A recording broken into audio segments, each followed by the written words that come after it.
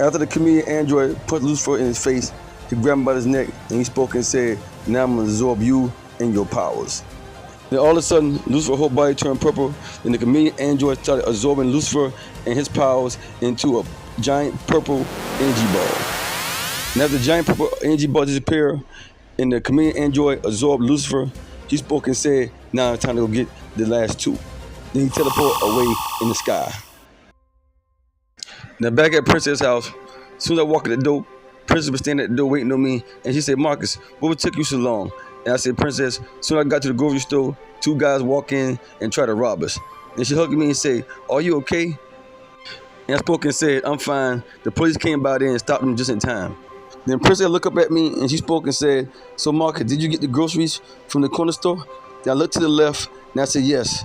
The groceries are sitting over there on the counter." Then Princess spoke and said, "That's perfect. Now go sit down over there. I'm going to cook you some breakfast." Now back at Kenny's warehouse, George and Steve were loading up the boxes with the forklift. Then George lifted his hands up and said, "Okay, Steve, a little bit more to the right, and the box can sit right here." And Steve spoke and said, "Okay, George, I got you. They tell me when to slow down." Then all of a sudden, Big T showed up and said, "George, what are you doing? You're not supposed to be standing in front of that forklift like that.